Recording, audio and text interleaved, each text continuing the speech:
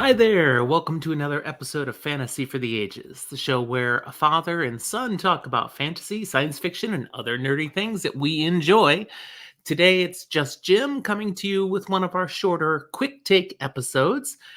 I'm going through my top 6 science fiction and fantasy series with 6 or more books in them. I've read quite a few that fit that, but here's my top 6. If you enjoy what I share today, be sure to show us by liking it. Hit that little thumbs up. Subscribe to our channel if you haven't yet. Leave comments with your thoughts about what I say. And feel free to come find us on social media, join our Discord server, or even become one of our Patreon supporters. Lots of different science fiction and fantasy series that go beyond 5 books. Most of them are pretty good, too, at least the ones I've spent my time with.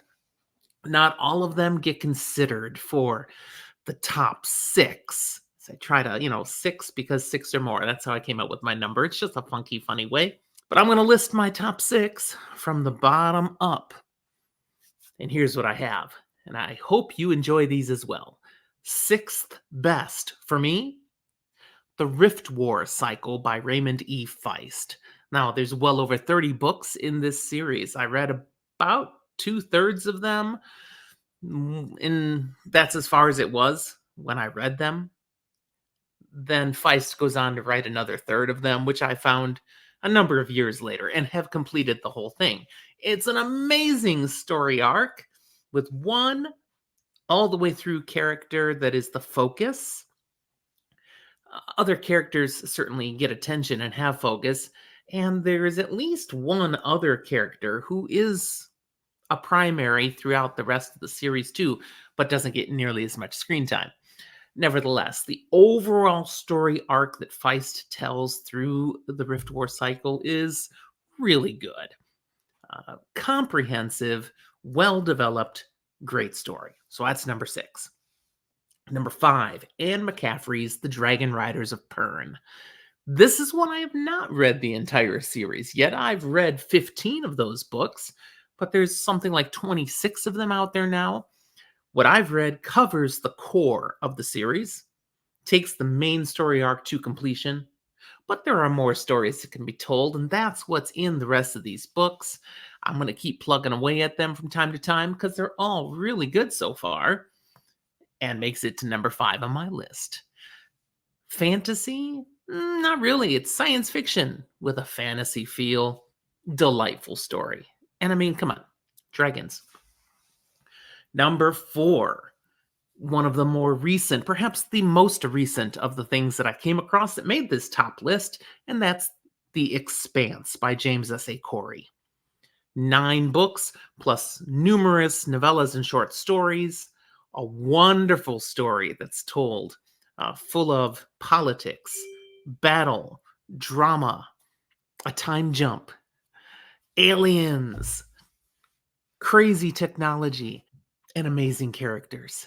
Yeah, wow. From Holden to Amos to Avarasala, there's just some great people that you meet in The Expanse. A really well told story that's gripping, makes you want to keep reading.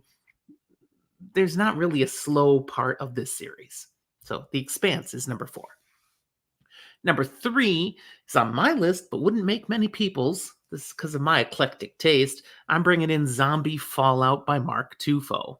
This is sheer zombie apocalypse, but not your average zombie apocalypse. It's got great action, it's got great tension, but it also has great humor, and I love that about it. Because Michael Talbot, the main character, when he's tense, he cracks wise, gets sarcastic, makes bad dad jokes. I'm a dad. I guess I get the dad jokes.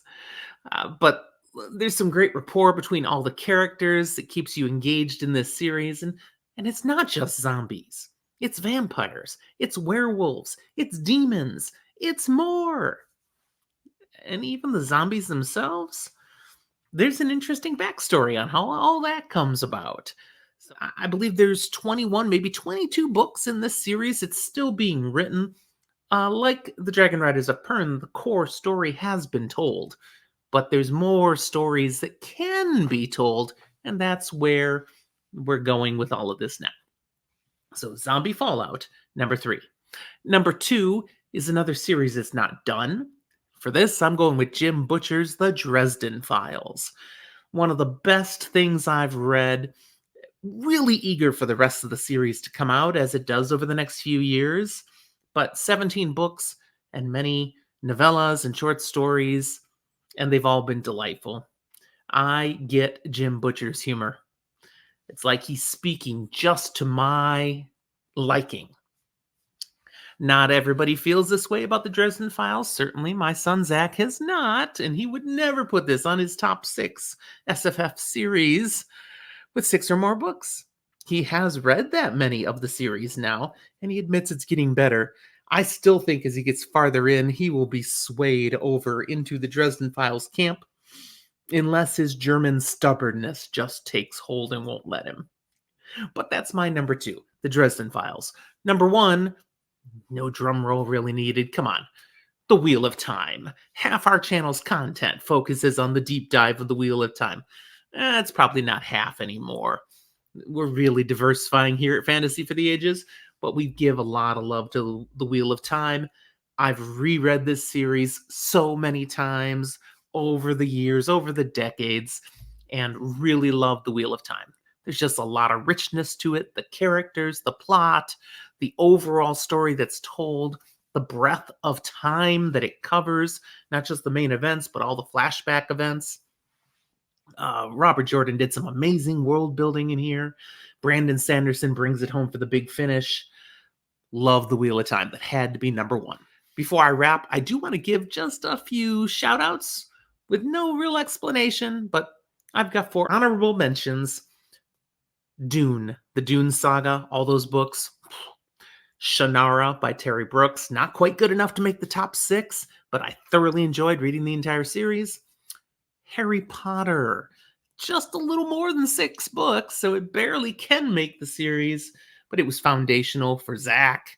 As a family, we enjoyed reading it.